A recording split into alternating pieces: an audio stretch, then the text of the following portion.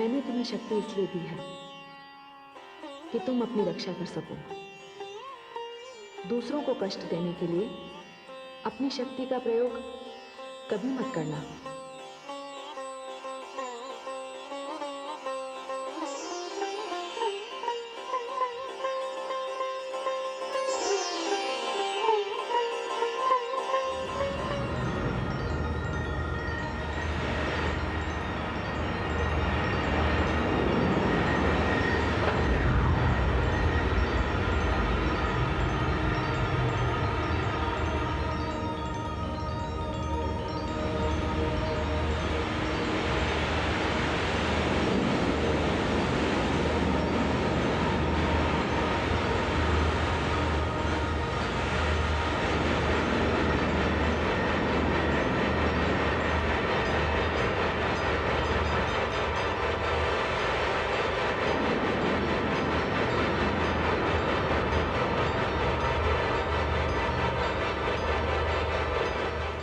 मित्र, ये तो चमत्कार हो गया। हाँ, माँ शक्ति ने प्रसन्न होकर हमें शक्ति का वरदान दे दिया। अब हम शक्तिशाली हो गए हैं। हमें किसी का भय नहीं। हमें इच्छा मृत्यु का वरदान मिला है। हमारी इच्छा के बिना हमें कोई नहीं मार सकता। तो फिर ये जल के जीव जंतु हमारा क्या बिगाड़ लेंगे? मित्र, एक काम करते हैं, हम जल के अंदर उतरकर इन भयानक जीव जंतुओं के बीच जाकर माँ शक्ति के दिए हुए वरदान की परीक्षा लेते हैं। हाँ मित्र, चलो चलो।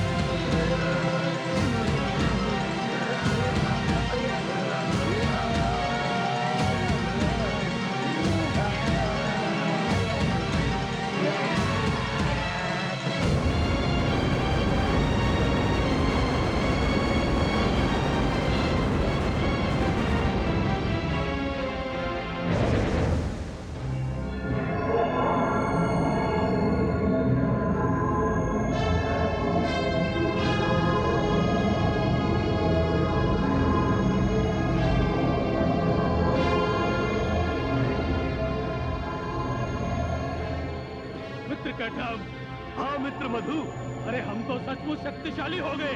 हाँ मित्र, हमने जल के इतने भयानक जंतु को मार गिराया। हाँ मित्र, अब जल का कोई भी जीव हमारे सामने आने का साहस नहीं करेगा। हाँ मित्र, अब हमें इस कान में निवास नहीं करना चाहिए।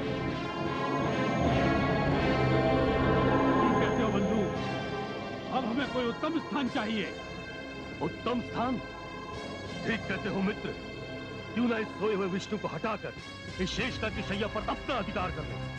हाँ, बड़ा ही उत्तम विचार है बंधु, आओ।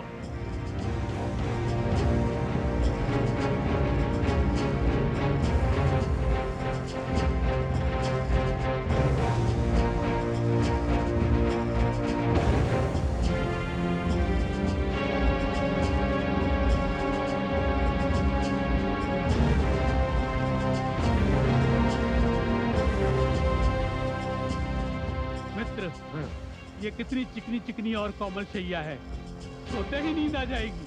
हाँ मित्र, अब हमारा निवास कान में नहीं, इस सुंदर शेषनाग शैया पर है। परंतु मित्र, ये तो अभी तक गहरी निद्रा में सो रहा है। हाँ, इसे जगाकर यहाँ से हटने को कहते हैं। हाँ, ए विष्णु, जागो निद्रा से। उठो यहाँ से, अब तुम्हारे स्थान पर हम रहेंगे यहाँ।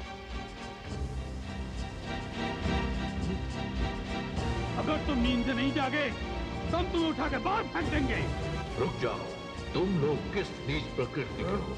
मेरे जिस स्वामी के कानों में तुमने आश्रय लिया, उनके प्रति तुम्हारा ये दुर्व्यवहार, यदि मुझे ये ज्ञात होता तो मैं तुम्हें कभी उस भयानक जलचर से न बचाता।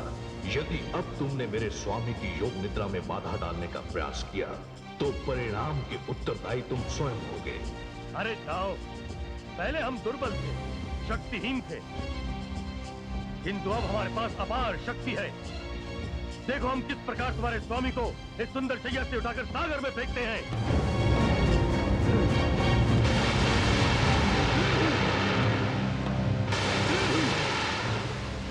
अरे मित्र, ये तो अग्नि की वर्षा कर रहा है। हाँ मित्र, इसके पास भी शक्ति है, इसे हम बाद में निपटेंगे। चलो कोई और स्थान ढूंढते हैं। हाँ मित्र, यही उचित रहेगा।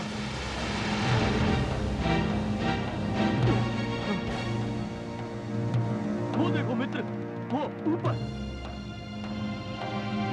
है ना देखने की वस्तु। सत्य कहा मित्र, ये तो उससे भी उत्तम स्थान है। चलो वहीं चलते हैं। हाँ चलो, इससे तो बाद में निपटेंगे।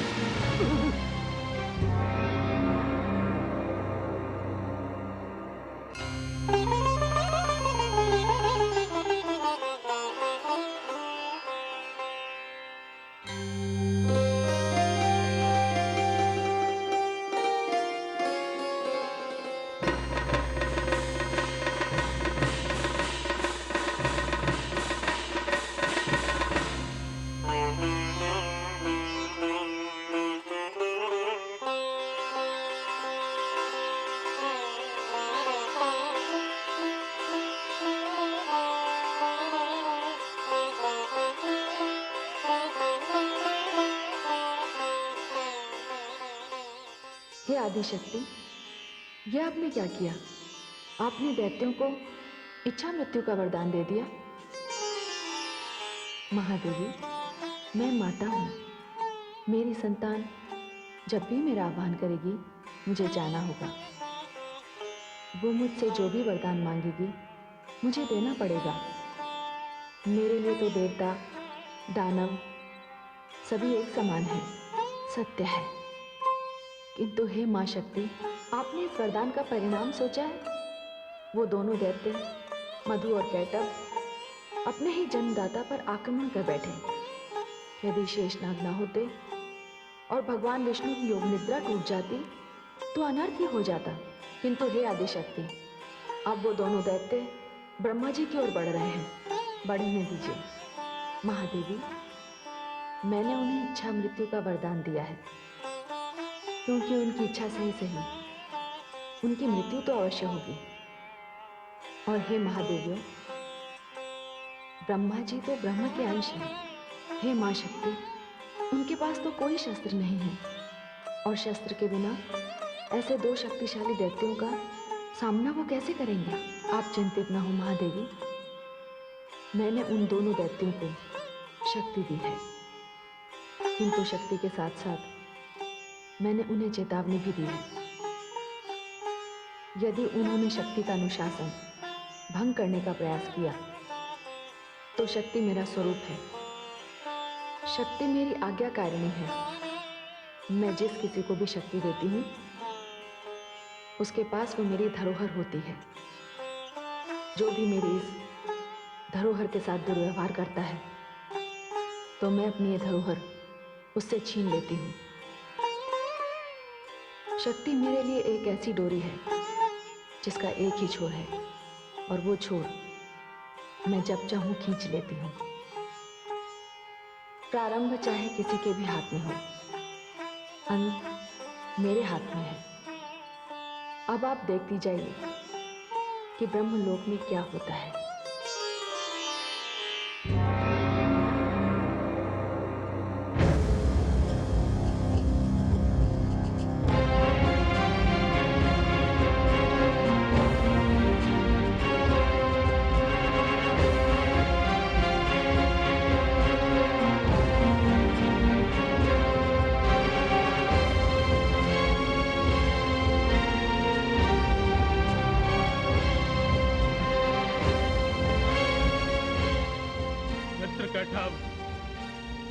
क्या लोक है, क्या स्थान है। हाँ मधु, ये अकेला व्यक्ति इतने बड़े स्थान में और इतने सुंदर आसन पर बैठा है और इसके हाथ में तो कोई अस्त्र शस्त्र भी नहीं है। हाँ मित्र, ये स्थान हमारे लिए बहुत ही उपयुक्त है। यदि ये स्थान हमने अपने अधिकार में कर लिया तो कुछ दिनों पश्चात हम विष्णु से शेषनाग का आसन भी छीन लेंगे। क्यों ना इसे उठाकर सागर में फेंक दें? नहीं मित्र, पहले इसे हम जगाते हैं। यदि ये हमारे साथ युद्ध करने को तैयार हुआ तो हमें पता चल जाएगा कि इसमें कितनी शक्ति है। ठीक है, अभी जगाता हूं। देखने में तो बड़ा सीधा सादा लगता है, इसे सताने में बड़ा आनंद आएगा। हे, उठो! अरे, सुना नहीं तुमने? तुमसे कह रहा हूं, उठो!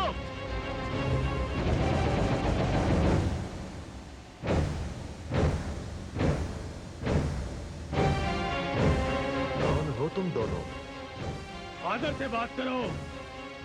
उठो, हमें प्रणाम करो, फिर हमारे साथ युद्ध करो। तुमसे युद्ध करूं? क्यों युद्ध करूं? पहले अपना परिचय तो दो। पहले तुम अपना परिचय दो। मैं? मुझे नहीं जानते? मैं ब्रह्मा हूं। ये मेरा लोक है। मैं भाग्य विधाता हूं। भाग्य विधाता? अब हम तुम्हारे भाग्य विधाता हैं। ये लोक तुम्हारा था, अब हमारा है। आसन से नीचे उतरो और हमारे साथ युद्ध करो। मैं कैटअप और ये मधु है। ये समय मेरे ध्यान का समय है, इसलिए तुम दोनों यहां से चले जाओ। जाओ।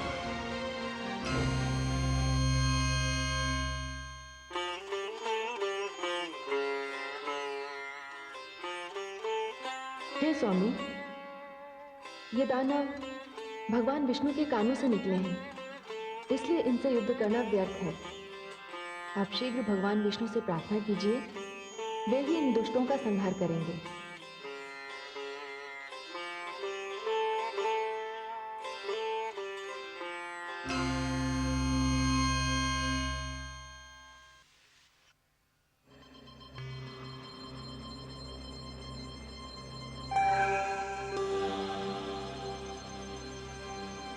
मैं तुमसे अंतिम बार पूछता हूं, आसन से नीचे उतर के हमारे साथ युद्ध करोगे या नहीं? अवश्य करूंगा, किंतु मुझे थोड़ा समय दो। मैं किसी से परामर्श करके आता हूं। सुना मित्र मधु, ये हमसे समय मांग रहा है। क्या करें? इसे समय दे दो मित्र। यदि ये भाग गया तो? यदि ये भाग गया तो ये लोक हमारा हो जाएगा, स्थान हमारा हो जाएगा। और यदि ये युद्ध में हमसे मारा गया तो भी ये स्थान हमारा होगा। इसे समय दे देना चाहिए मित्र। ठीक है। सुनो, क्या नाम बताया तुमने अपना? अरे हाँ, ब्रह्मा। जाओ, हम तुम्हें 1 प्रहर का समय देते हैं। बड़ा उपकार किया आप दोनों ने।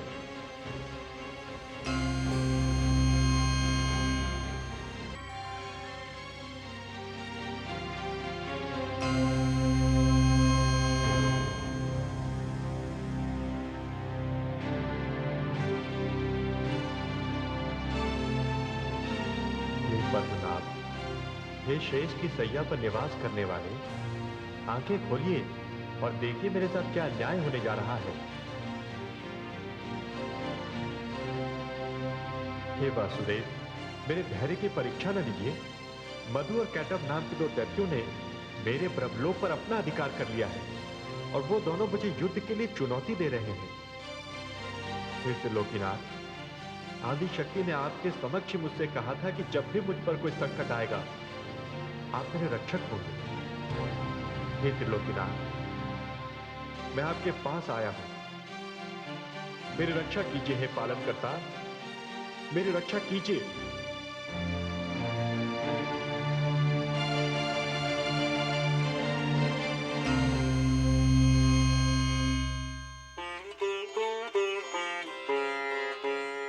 हे स्वामी, मैं आपकी शक्ति सरस्वती आपको इस संकट में नहीं देख सकती। इस समय भगवान विष्णु गहरी योग निद्रा में है। आप आदि शक्ति का आह्वान कीजिए, क्योंकि आदि शक्ति ही योग निद्रा है जो भगवान विष्णु के नेत्रों में विश्राम कर रही है।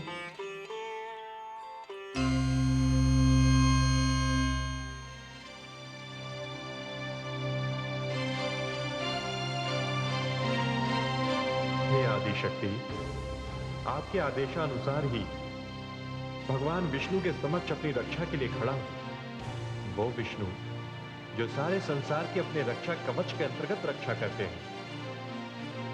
यदि आपने इनको निद्रा के वश में कर दिया तो मेरी क्या गति होगी? आप निद्रा बनकर इनके नेत्रों में विराजमान हैं। मेरी रक्षा कीजिए, इनके नेत्रों से बाहर आ जाइए, क्योंकि वो दोनों दैत्य किसी भी समय यहां आ सकते हैं। मेरी रक्षा कीजिए आदि शक्ति, रक्षा कीजिए।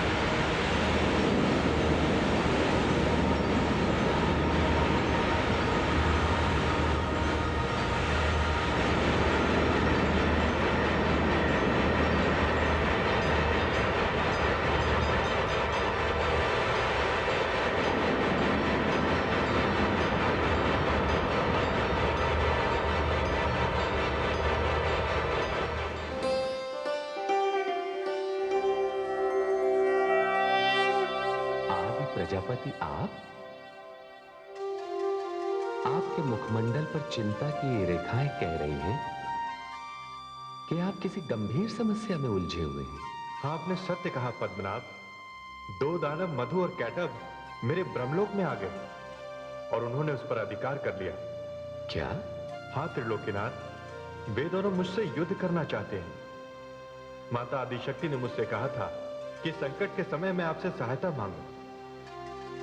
मेरी रक्षा कीजिए हे त्रिलोकीनाथ। चलिए ब्रह्मा जी, मैं आपके साथ चलता हूं। देखता हूं कि वो कैसे दानव हैं जो सृष्टि के रचयिता से उनका लोक छीन लेना चाहते हैं।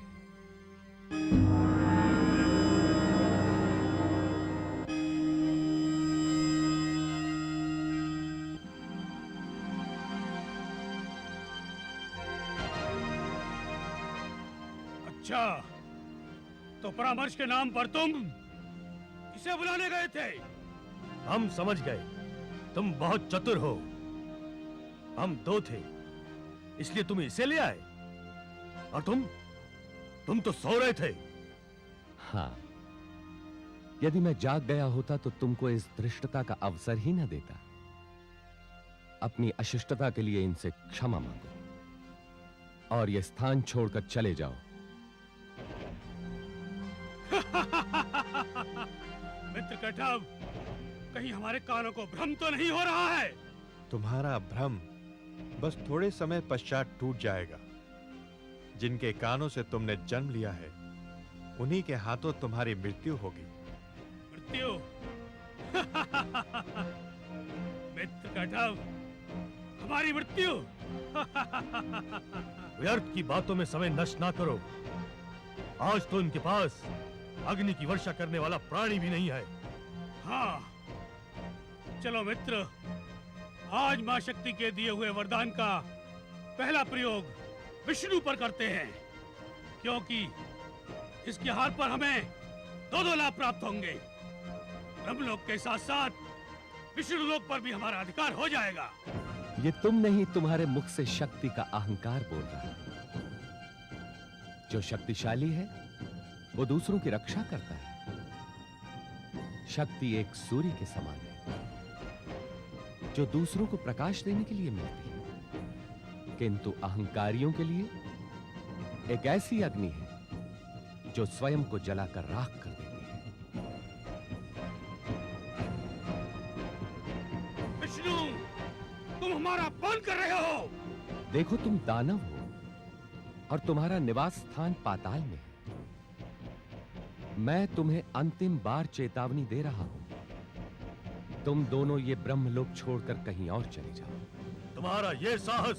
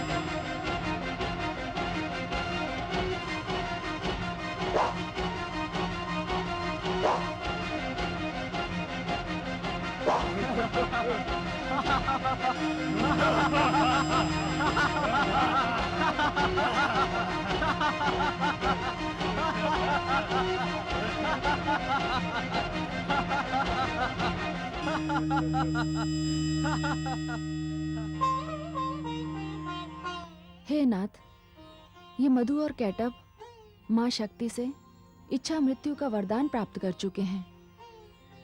आप कुछ ऐसा उपाय कीजिए जिससे इनके हृदय में मृत्यु की इच्छा उत्पन्न हो जाए। धन्यवाद देवी, आप सचमुच मेरी शक्ति हैं।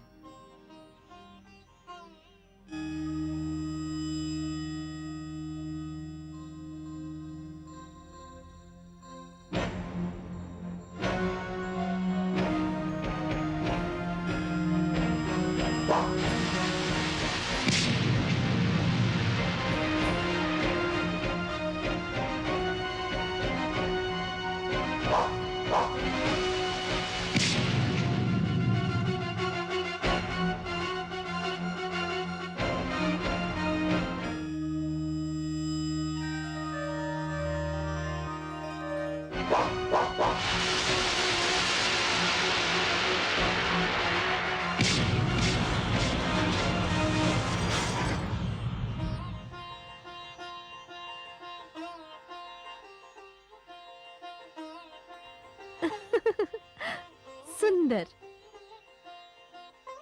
अति सुंदर।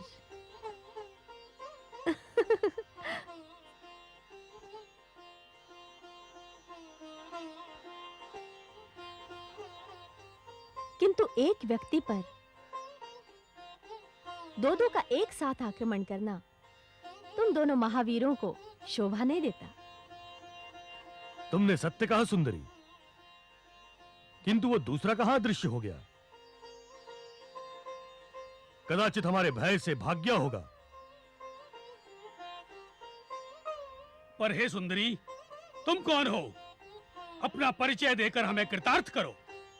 मैं माया हूं, अपनी इच्छा से आती हूं, अपनी इच्छा से जाती हूं।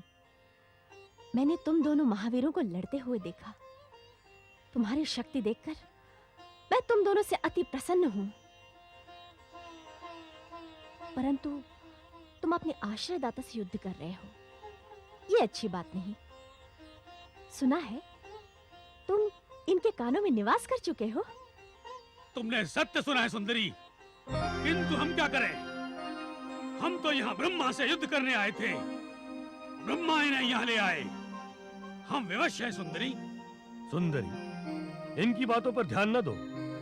तुम्हें देखकर हमारा मन तुम्हारी ओर खिंच रहा है। यदि तुम हमें थोड़ा सा समय दो तो हम दोनों की जीवन लीला समाप्त करके तुमसे प्रेम याचना करेंगे।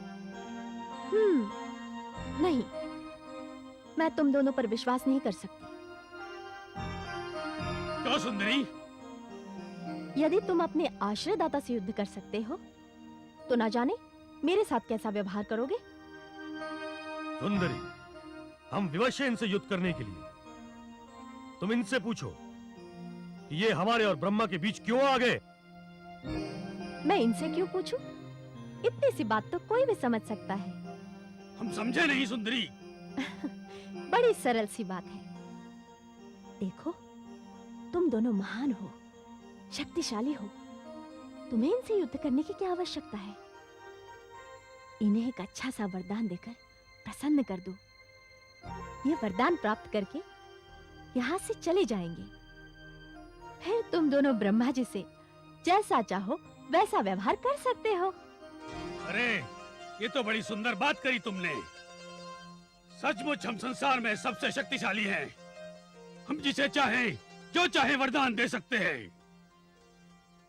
विष्णु, इस सुंदरी के लिए हमारा मन अधीर हो रहा है, इसलिए जितना शीघ्र हो हमसे जो चाहो वरदान मांग सकते हो। मैं जो भी चाहूं तुमसे वरदान मांग सकता हूं। हाँ हाँ, मांग लो। फिर तो मैं तुमसे उसी समय वरदान मांगूंगा जब तुम एक प्रण करोगे। कैसा प्रण? जो वरदान तुम मुझे दोगे उसकी इच्छा भी स्वयं तुम अपने मन में करोगे। हम तुम्हें जो भी वरदान देंगे अपने मन से देंगे, अपनी इच्छा से देंगे। ये हमारा वचन है। हाँ हाँ, वचन है। और देखो, अब देर न करो। ये सुंदरी हमारी प्रतीक्षा कर रही है। इसके लिए हमारा धैर्य समाप्त हो रहा है। जो भी वरदान मांगना है मांग लो।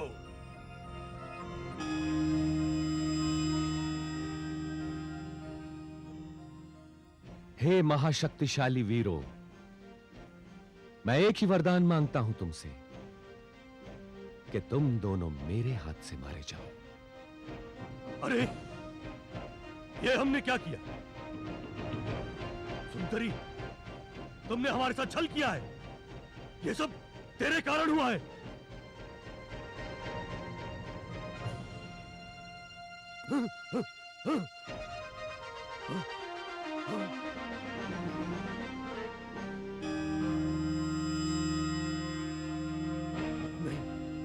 तुमने सुंदरी बनकर हमारे साथ छल किया है विष्णु। हम तुम्हें नहीं छोड़ेंगे।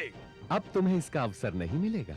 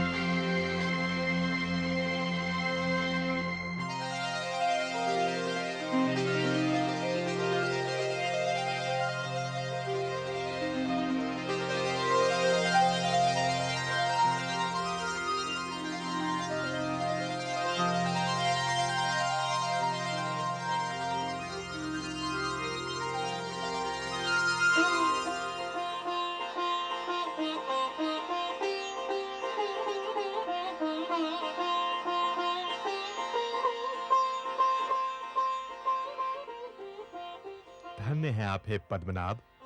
आपने इन दैत्यों से मेरी और मेरे ब्रह्मलोक की रक्षा की।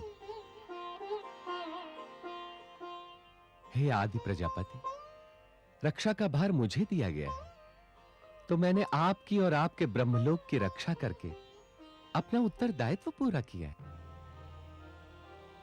स्तुति से अहंकार का और निंदा से घृणा का जन्म होता है।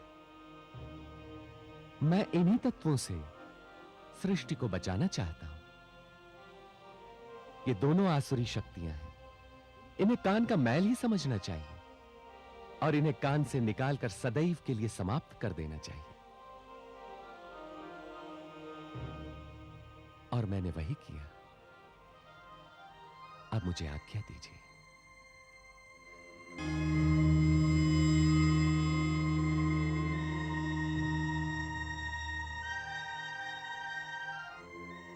मानव की रचना करते समय मैं यह बात मानव के विवेक में अवश्य डाल दूंगा कि वे अपने कानों में निंदा और स्तुति नाम के मैलों को कदापि स्थान न दें।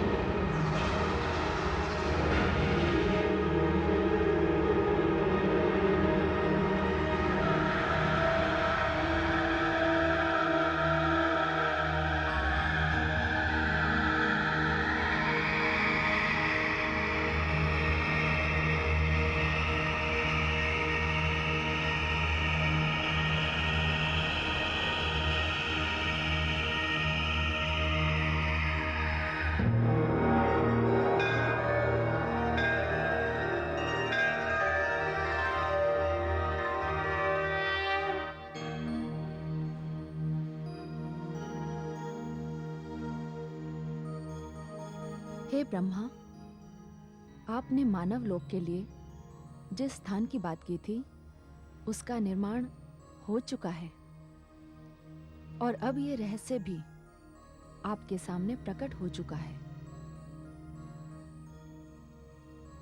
ये मेदिनी है, ये निंदा और स्तुति की भस्म से बनी है, ये दो दुर्गुणों की राख से बनी है।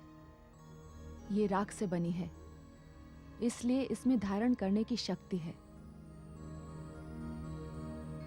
ये पर्वतों का बोझ उठाएगी, इसके वक्षस्थल पर नदियां बहेंगी, ये वनस्पतियों का भार भी सहन करेगी। ये सर्दी, गर्मी और वर्षा भी झेलेगी। मानव के आने से पहले ये उसके लिए सारी सुविधाएं जुटाएगी। ये सब कुछ वो इसलिए करेगी क्योंकि संतान के लिए माता यही सब करती है, क्योंकि वो त्याग, तपस्या, ममता और सहनशीलता की मूर्ति है। ये धरती भी माता कहलाएगी। यदि सृष्टि को मानव ब्रह्मा की देन है, तो मानव को ये धरती मेरी देन है। हे ब्रह्मा, आप निश्चिंत होकर मानव की रचना आरंभ कीजिए।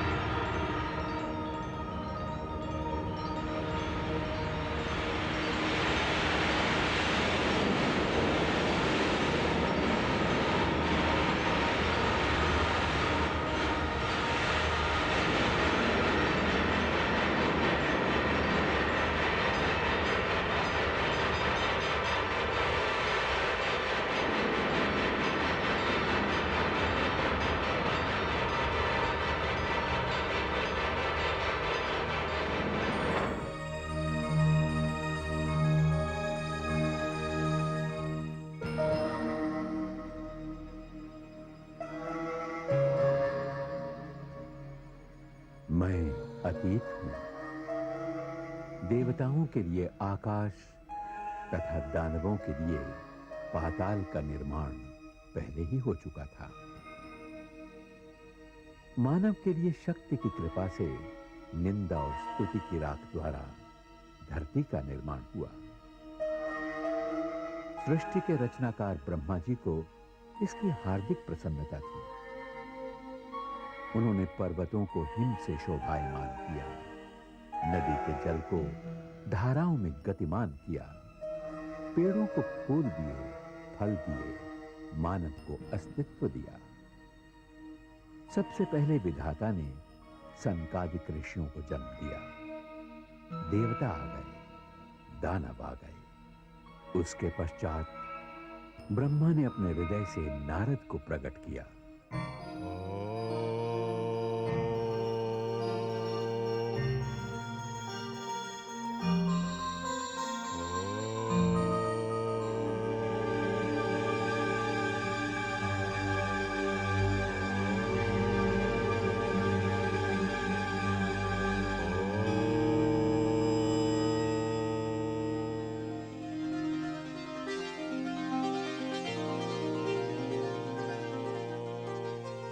हे जन्मदाता, संतान का प्रणाम स्वीकार कीजिए। मेरी रचना का उद्देश्य क्या है? मेरा परिचय क्या है? तुम्हारा परिचय ही तुम्हारा प्रयोजन बताएगा। तुम मेरी परम प्रिय रचना हो। तुम्हारा निर्माण मैंने अपने अंतःस्थल से किया है, बड़े ही मनोयोग से किया है। जैसे तुम्हें वेदों में पारंगत बनाया है, उसी प्रकार संगीत कला में प्रवीण भी किया है। तुम मेरे मानस पुत्र नारद हो। परिचय के लिए आभारी हूं पितृदेव। अब मेरे लिए क्या आदेश है? मानव के लिए मेरा यही आदेश है कि वह नए मानव को जन्म दे, मानवता की परंपरा बनाए। यह मेरे लिए संभव नहीं है पितृदेव। देखिए ना, जब से मैं आपके समक्ष खड़ा हूं, मेरे अंतर्मन में एक ही शब्द गूंज रहा है, नारायण नारायण नारायण। हे पूज्य पिताश्री, मानव को जन्म देने की सेवा मैं नहीं कर पाऊंगा। मेरा मार्ग तो वैराग्य का है, नारायण की खोज है। मैं गृहस्थी के बंधन में नहीं बंधना चाहता। मैंने तुझे अपने हृदय से जन्म दिया है और तू वैराग्य की बातें करके मेरी आज्ञा का उल्लंघन कर रहा है। अपराध क्षमा करें पूज्य पिताश्री, मैं आपकी आज्ञा का पालन नहीं कर सकता।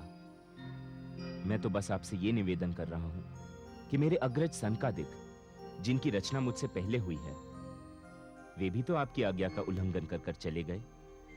तेरा ये दुस्साहस, तूने मेरे आदेश को अस्वीकार किया है, इसका दंड तुझे भोगना ही पड़ेगा। जा, मैं तुझे शाप देता हूं कि तू सदैव अकेला ही भटकता रहेगा। जा, मेरे सामने से शीघ्र चला जा।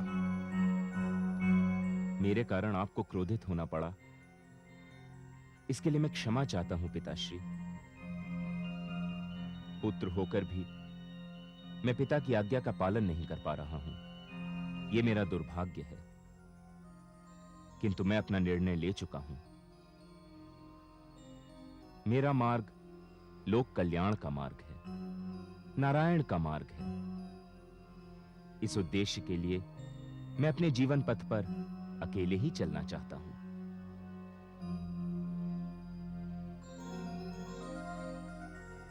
नारायण नारायण।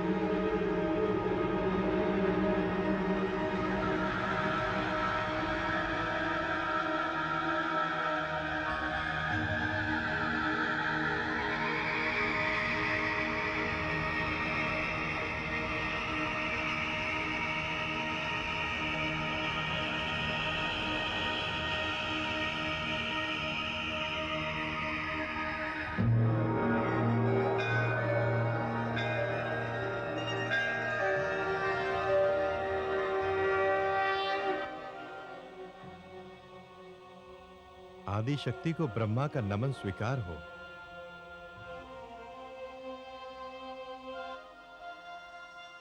ब्रह्मा जी, ये क्या? तनी हुई भ्रकुटी, ललाट पर चिंता की रेखाएं। आदि शक्ति, आपके कथनानुसार मैंने मानव की रचना प्रारंभ कर दी, किंतु नारद सहित मैंने जितने मानव बनाए सभी वैरागी हो गए। इसका कारण जानते हैं? बताने की कृपा करें महादेवी। जब तक प्रकृति और पुरुष का मिलन नहीं होगा, तब तक सृष्टि का विस्तार नहीं हो सकता। सनकादिक और नारद में इच्छा शक्ति का अभाव था। उनके मन में कोई कामना नहीं थी। सृजन की रचना की पहली आवश्यकता है कामना। इसलिए मानव रचना से पहले आवश्यक है मानव के मन में रचना की कामना इच्छा। हे ब्रह्मा, कामना भी मेरा ही रूप है। मैं ही कामना हूं। हे महादेवी, मुझे अपनी भूल ज्ञात हो गई। इस कृपा के लिए आपको धन्यवाद। मैं समझ गया कि पुरुष नारी शक्ति के बिना अपूर्ण है, अधूरा है। इसलिए अब मेरे हाथों जो भी जीव रचना होगी वो पूर्ण होगी। उसमें इच्छा होगी, कामना होगी। आपके विचारों को उचित दिशा मिल गई है। आपने रचना के सबसे महत्वपूर्ण तत्व को पहचान लिया है। मैं समझ गया कि पुरुष के लिए नारी क्या है। बिना नारी के पुरुष का जीवन मरुस्थल होता है। जैसे मरुस्थल में वर्षा हरियाली ला देती है, वैसे ही पुरुष के जीवन में नारी का आगमन होते ही मधुरता आ जाती है, वो रसमय हो जाता है।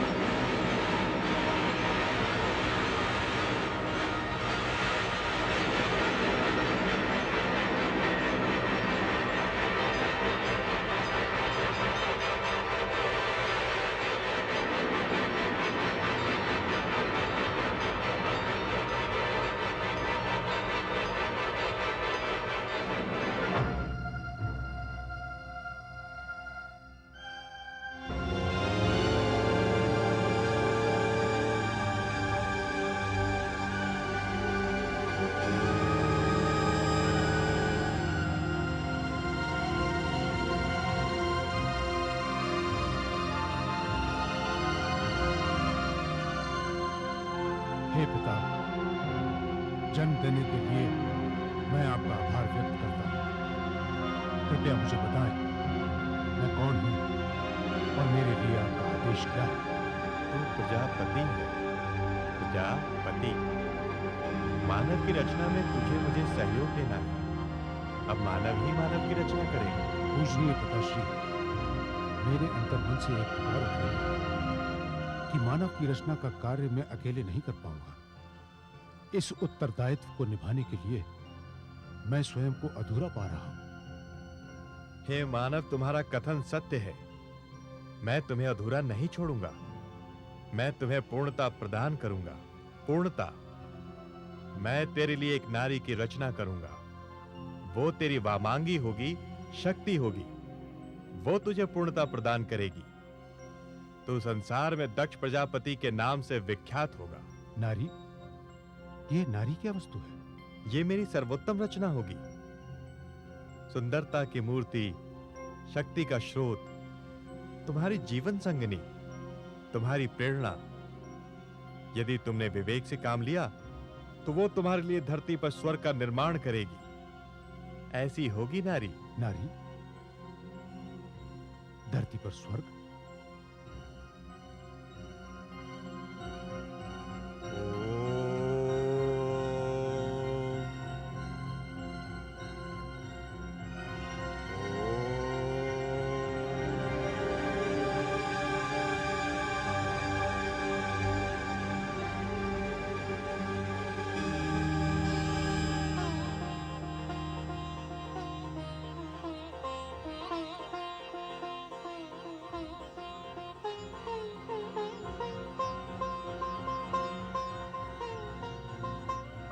मेरे रचयिता, कृपया मुझे मेरा परिचय दें। मैं कौन हूँ? मैं कैसे अस्तित्व में हूँ? मेरा भविष्य क्या है? तुम नारी हो।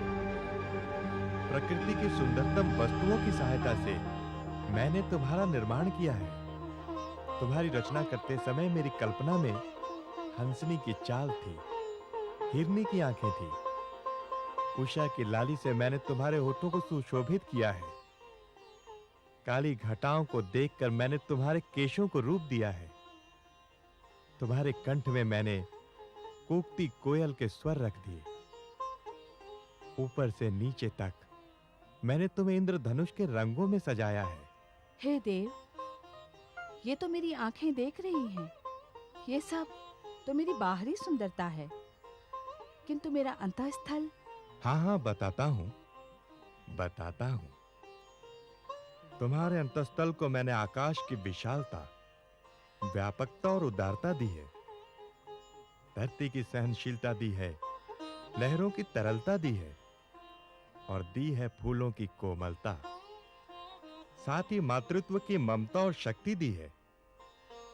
तुम्हारे भीतर मैंने लक्ष्मी का वैभव, सरस्वती का ज्ञान और भगवती की शक्ति भर दी है। मेरी रचनाओं में तुम सबसे महान हो। पुरुष को दिया हुआ मेरा तुम श्रेष्ठ वरदान हो। मेरी रचना पुरुष के लिए हुई है और पुरुष की रचना तुम्हारे लिए है। तुम पुरुष की जीवन संगिनी बनोगी, उसकी सेवा भी करोगी और प्रेम के बल पर उसके हृदय पर शासन भी। नारी और पुरुष एक दूसरे के सहयोग से पूर्णता प्राप्त करेंगे। तुम्हारी सहायता से जीवन से नवजीवन की परंपरा बनेगी। पुरुष और नारी का वही संबंध है जो पुष्प का सुगंध से, विश्वास का श्रद्धा से और प्राणों का श्वास से है। ये नारी है, नारी। और हे पुरुष, ये नारी आपको ऐसे नहीं मिलेगी। इसके लिए आपको मानव परंपरा का निर्वाह करना होगा। आपको विवाह करना होगा। नारी पुरुष को मनु परंपरा के अनुसार विवाह के उपरांत पत्नी के रूप में मिलेगी। विवाह? हाँ, विवाह। नारी और पुरुष का विशेष ढंग से जीवन जीने का सम्मिलित निर्णय। विवाह एक ऐसा पावन आयोजन है जिसमें देवताओं का आवाहन होगा। अग्निदेव को साक्ष्य बनाकर नर और नारी पत्नी और पति बनेंगे। विवाह मानव जीवन का एक महत्वपूर्ण संस्कार होगा। नर और नारी, पत्नी और पति एक दूसरे को जीवन यात्रा में सहयोग का वचन और आश्वासन देंगे। अब तुम दोनों जाओ और जीवन को गतिमान करो। हे पितृदेव, नारी के रूप में मुझे जो सुंदर उपहार दिया है, उसके लिए मैं आपके प्रति आभार व्यक्त करता हूं। मैं प्रण करता हूं कि मैं सदैव इसकी रक्षा करूंगा।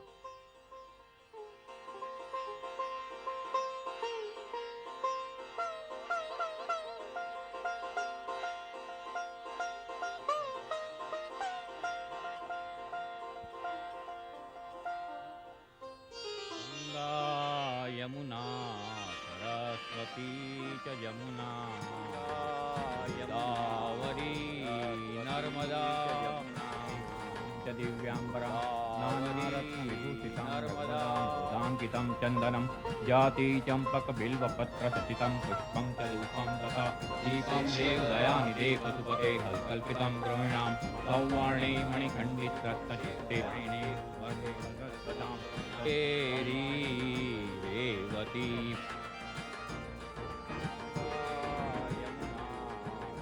भाग्यवती भव, आयुष्मान भव। हे पुरुष, मैं आपको आश्वासन देती हूँ कि मैं अपने तन, मन और आत्मा से आपके प्रति समर्पित रहूंगी। आदि प्रजापति का जो आदेश है उसका पूरी तरह से पालन करूंगी। आप प्रजापति हैं, मैं संतान के रूप में आपको प्रजा दूंगी।